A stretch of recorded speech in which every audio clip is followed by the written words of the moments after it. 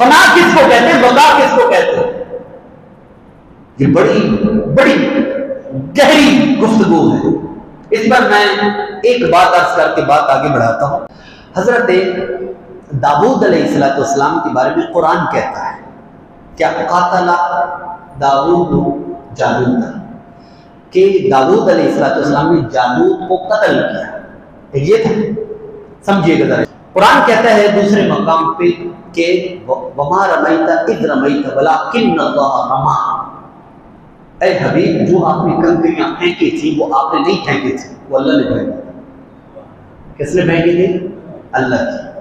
سمجھیے گا ذرا کہ ایک طرف بقا ہے اور ایک طرف فنا ہے، ایک طرف بقا ہے اور ایک طرف فنا ہے۔ بقا کیا ہے؟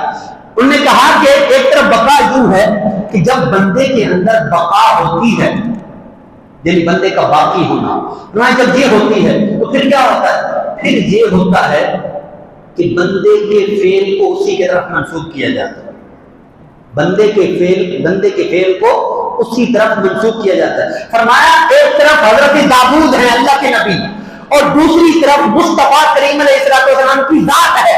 فرمایا دونوں میں فرق کیا ہے؟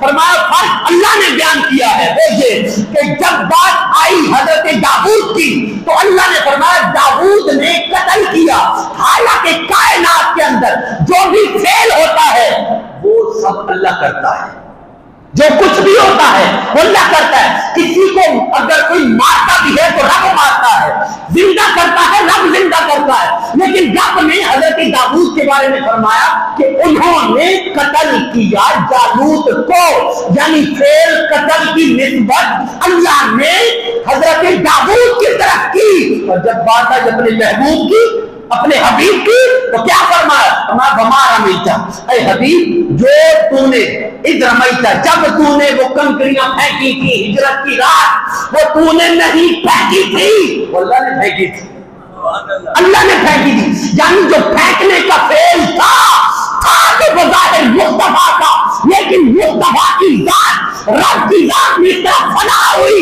کہ رب نے مصطفیٰ کے فعل کو بھی اپنا فعل قرار دیا، مصطفیٰ کے فعل کو بھی اللہ نے اپنا فعل قرار دیا۔ ہم اس کو فنا کہتے ہیں، اس کو فنا کہتے ہیں، اور بھی اس میں تفسیریں ہیں، میں اس طرف نہیں جانا چاہ رہا۔